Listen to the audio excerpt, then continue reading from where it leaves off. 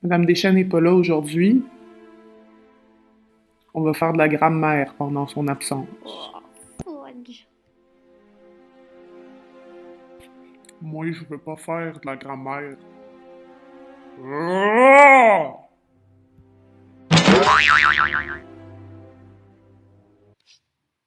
Ben non, c'est pas vrai, je suis là. On va quand même faire de la grammaire, par exemple. On va voir une notion que vous voyez depuis vraiment longtemps, depuis secondaire 1, mais même à ça, c'est pas une notion qui est facile. Vous avez de la difficulté à la comprendre des fois. Donc, je vais vous la remontrer, cette notion-là. Puis, vous pouvez faire des exercices interactifs qui vous donnent directement une rétroaction avec une explication de pourquoi tu as fait une erreur. Donc, ça va être plus facile pour vous de comprendre. La notion, c'est l'accord du participe passé. D'abord, c'est quoi un participe passé? C'est important de comprendre ce que c'est, OK? Le participe passé, ben, c'est un verbe. C'est un verbe accordé. Comme c'est un temps de verbe, entre guillemets, on va l'utiliser pour former les temps composés. Souvent, il va suivre un auxiliaire, donc soit être ou avoir. C'est comme ça qu'on va pouvoir le reconnaître facilement. Mais des fois, il va être employé seul aussi. Le participe passé, ben, c'est un verbe, ça vient d'un verbe, donc il est accordé. Ce qu'il ne faut pas faire, que vous faites souvent comme erreur, c'est de le confondre avec le verbe à l'infinitif, donc en ER, OK? Souvent, vous ne savez pas trop c'est quoi la terminaison entre le ER ou le E accent aigu. Il y a un exercice là-dessus aussi. Donc, voilà. Est-ce que c'est un verbe accordé, donc un participe passé, ou est-ce que c'est mon verbe à l'infinitif, donc pas accordé? Posez-vous cette question-là d'abord et avant tout. Donc, on va revoir les trois types de participes passés, celui qui est employé seul, celui qui est employé comme d'habitude, j'ai de la difficulté à parler, celui qui est employé avec avoir, puis celui qui est employé avec être. Donc, couramment, le participe passé, on l'appelle le PP, prononcé PP comme un grand-père. Donc, gardez cette petite image-là en tête. Puis quand il va y avoir un auxiliaire, dans la présentation, vous allez voir, là, il va être accompagné, le PP. Donc, le PP, dépendamment de son auxiliaire, il va s'accorder soit, il y a une petite erreur ici, c'est pas avec l'adjectif qu'il va s'accorder, il va s'accorder soit avec le nom, donc comme un adjectif s'il est employé seul, soit avec le sujet ou soit avec le complément direct du verbe. Alors, le PP employé seul. Bien, vous voyez là, le PP, il est tout seul ici. C'est le verbe perdre, donc écrit perdu. Donc, Clétus le chat, je vous le présente, perdu sur un toit, ne peut plus redescendre. Ça lui est déjà arrivé de se perdre sur un toit puis d'être pris là. Donc, ici, mon PP, c'est le verbe perdre, perdu. Il n'y a pas d'auxiliaire, donc il n'y a pas de verbe être ou avoir qui est placé avant. Donc, je sais que mon participe passé est employé seul. Dans ce cas-là, je vais l'accorder comme si c'était un adjectif. OK? Donc, je vais trouver le nom auquel il se rattache. Donc, qu'est-ce qui est perdu? Puis, ben là, je vois que c'est Clétus le chat qui est perdu, qui est masculin singulier. Donc, ici, il ne va pas s'accorder.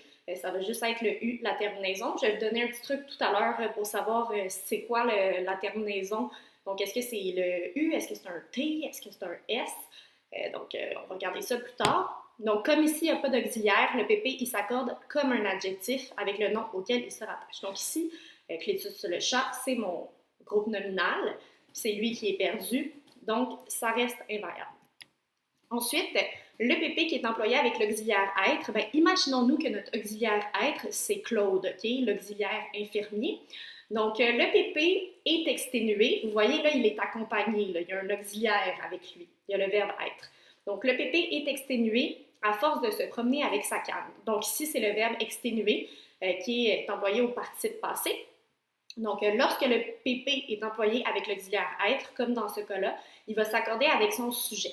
OK? Donc là, pour trouver le sujet de ma phrase, là, en fait, le sujet de mon verbe, je dois faire l'équation suivante.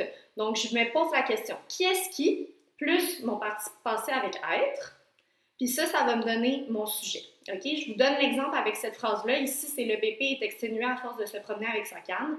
Donc, je vais me poser la question, qui est-ce qui est exténué? Donc, mon participe passé avec être. Puis la personne qui est exténuée, dans ce cas-ci, ben, c'est le PP. OK? Donc, c'est lui mon sujet, le PP. Donc, qui est-ce qui est exténué? C'est le PP. Le PP, c'est masculin singulier. Donc, ici, je ne l'accorde pas. Si ma phrase avait été la mémé est exténuée à force de se promener avec sa canne, ben, j'aurais fait le même raisonnement. Donc, qui est-ce qui est exténué? Ben, c'est la mémé.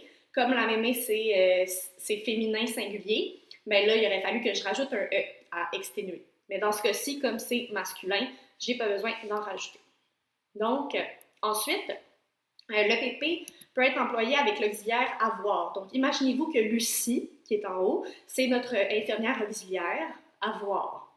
Ici, le PP, c'est le premier exemple, le PP a attaqué une bande de jeunes à coups de canne. Donc là, ici, le PP est encore une fois accompagné, mais d'un autre auxiliaire. L'auxiliaire avoir, donc le verbe avoir. Dans cette phrase-ci, ben là, c'est un auxiliaire avoir, donc ça ne s'accorde pas avec le sujet. Ça va s'accorder avec le complément direct du verbe. C'est quoi ça, un complément direct, madame? Un complément direct, c'est ce qui vient compléter directement mon verbe. OK? Donc, ça le dit pas mal dans le nom. Je vais vous donner un truc pour trouver votre complément direct. Mais seulement si mon CD, il est placé avant mon participe passé. OK? Donc, dans ce cas-ci, d'abord, je vous montre c'est quoi l'équation pour savoir quel est mon complément direct. Pour trouver le complément direct, il faut faire l'équation suivante.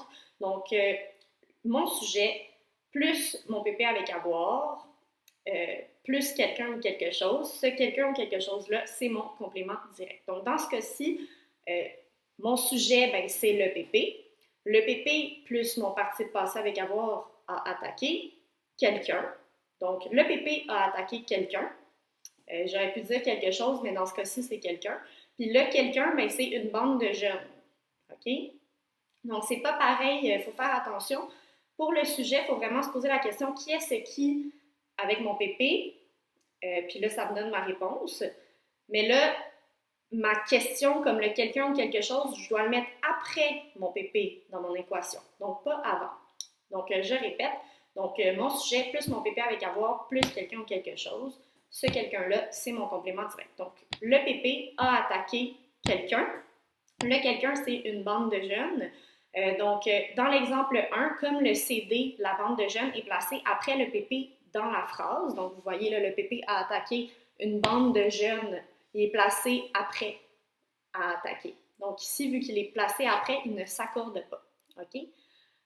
Ensuite, deuxième exemple, c'est la même phrase, mais là, j'ai mis mon PP, pas mon PP, j'ai mis mon complément direct avant mon PP pour que vous compreniez quand est-ce qu'il s'accorde. Donc, dans le deuxième exemple, la bande de jeunes, le PP l'a attaqué à coups de canne.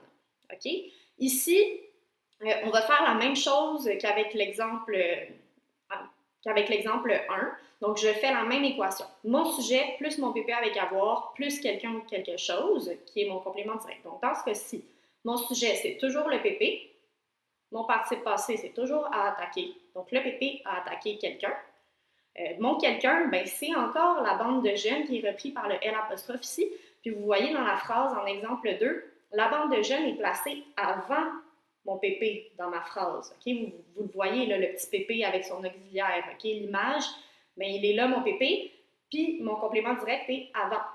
Donc ici, comme la bande de jeunes s'est placée avant, mais là, il va falloir que j'accorde mon PP. Donc la bande de jeunes, comme on le voit en haut dans l'exemple, c'est féminin singulier.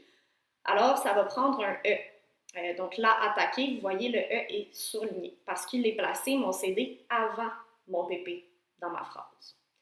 Ça peut avoir l'air compliqué, c'est pour ça qu'on le répète toujours, mais une fois que ça, vous l'avez compris, c'est facile parce que c'est toujours la même chose. Okay? Donc, quand vous repérez un participe passé avec l'auxiliaire avoir, donc avec Lucie, vous posez tout de suite cette question-là. C'est quoi mon sujet? C'est quoi mon PP avec avoir plus quelqu'un? Donc, le PP a attaqué quelqu'un ou le PP a attaqué quelque chose. Puis la réponse, le quelque chose ou le quelqu'un, bien, c'est votre complément direct. Okay? Puis après ça, bien, indépendamment de s'il est placé avant ou après, vous l'accordez ou pas. Quand vous allez faire les exercices, ça va être un peu plus clair. Maintenant, pour ce qui est de la terminaison du PP, un participe passé employé au masculin singulier peut avoir 5 terminaisons. Donc, soit le E accent aigu, soit le T, soit le U, soit le I ou soit le S. Quand on place ces lettres-là ensemble, ça fait le mot étui. Donc, c'est un truc pour vous en rappeler. ça vous indique clairement qu'un PP, ça peut jamais finir par un R, ok? Ça peut jamais finir par un Z. Donc, quand vous avez un participe passé, des fois, vous allez écrire, par exemple, je suis allé ER ou EZ, comme ben, vous êtes allé Z. Ça, c'est pas le bon temps, là. Jamais ça va finir par un R ou un Z. Je vous donne des exemples de verbes qui ont ces différentes terminaisons-là. Il y a acheter, si je le mets au participe passé, donc j'ai acheté, ça va prendre un E accent aigu comme terminaison. Écrire, j'ai écrit, non, pas j'ai, oui, j'ai écrit, ça va prendre un T à la fin. Lire, j'ai lu, ça va être le U. Partir, je suis parti, ça va être le I. Puis promettre, j'ai promis, ça va être le S. Un truc pour savoir c'est quoi la terminaison, bien, premièrement, vous pouvez regarder dans un Becherel, on va vous donner la terminaison. Mais si vous êtes trop paresseux pour faire ça, il y a aussi un petit truc que vous pouvez faire, un petit raisonnement dans votre tête, c'est que vous le mettez au féminin, pardon, votre participe passé. OK? Je vous donne un exemple. Si je cherche la dernière lettre de fait dans mon participe passé, OK? Donc, mon participe passé, c'est la chose. En fait, j'ai fait une chose. Donc, est-ce que ça prend un S ou un T à la fin? Mais là, je vais l'accorder au féminin. Il y a un exemple en bas. Je pense que je le cache, là, l'exemple. Je vais vous le donner. Donc, est-ce que je devrais dire la chose que j'ai faite ou la chose que j'ai faite? C'est la chose que j'ai faite. OK? Donc, juste de se poser la question, de le transposer au féminin, ça va vous donner tout de suite la réponse, la dernière lettre que vous devriez utiliser au masculin. OK? Dans cet exemple-ci, je ne dirai pas la chose que j'ai faite, je vais dire la chose que j'ai faite. Donc, faite au masculin, ça va être T. OK? Le repas que j'ai fait, F-A-I-T, pas F-A-I-S. Donc, c'est un truc là, pour savoir c'est quoi ma terminaison, c'est quoi ma dernière lettre. Vous le transposez au féminin, puis après ça, vous enlevez le E. Et là, vous savez c'est quoi la terminaison. Je pense que c'est tout pour le participe passé. Vous avez 3 exercices en dessous. Donc, vous en avez un sur les terminaisons avec le accent aigu versus ER. Puis, je pense que vous avez 2 autres exercices sur les participes passés.